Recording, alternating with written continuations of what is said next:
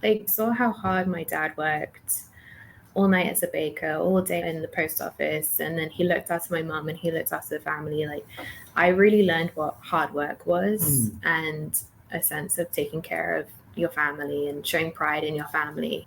I knew I would be supported. What was it like where you grew up? So I grew up in North London in a town called Muswell Hill. I lived down the hill next to the motorway in a council estate.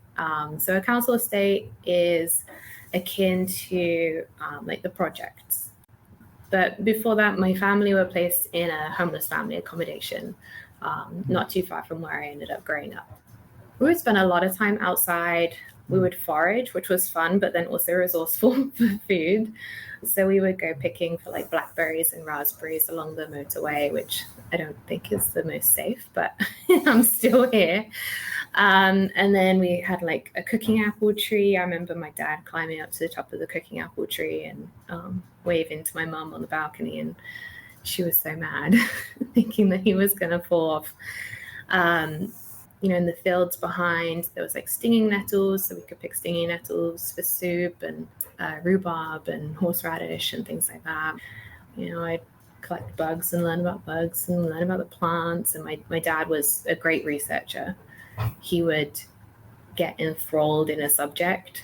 So like once it was trains, once it was trees, once it was bridges, a lot of looking at the world and learning about the world and not really paying attention to the fact that we're 7 people stuck in a small flat. Yeah. Your dad sounds like a significant figure in your life. Mm-hmm. Yeah. The idea of him being an entertainer to you, a man who was interested in teaching and learning himself to be able to share, he seems like an incredible person. Yeah. My dad was proud of me. What a gift to be able to have so much love and support around you, especially the hardships that you faced as a family. From homeless to council estate, it hasn't been a steady incline. There's been,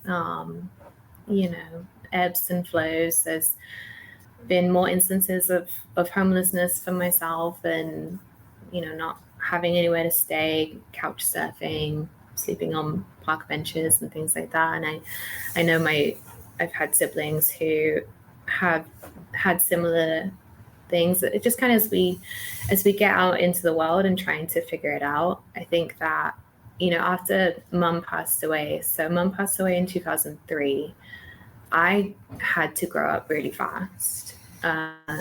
We all did. I was 12. Wow. Yeah. So at that point, my parents had actually been divorced for a couple of years, and my dad was living about 200 miles away, which isn't significant here, but pretty significant in England. There was this period of time where it was just me and the baby. So during that time, I got to learn how to pay bills. At 12? At 12. I remember a time going up to the post office. We would pay for gas with these gas keys. They're just like little plastic keys that you would buy, and they were worth a certain amount of money. You would put them in the machine, you would snap it off, and it would account for that, and it would kind of build up your gas credit. And that was always how we did it, because I remember snapping the keys off as a kid. It was like one of those little activities we would do that was just fun and free. And so I knew that was how we got gas. And I went to the post office. I took the baby up there. Mum was in hospital, and I took the baby up there, and I was like, oh, I need gas keys. They said, no, we don't do gas keys anymore. It's on a card. You have to bring your card in. I was like, I don't have a card. We get keys.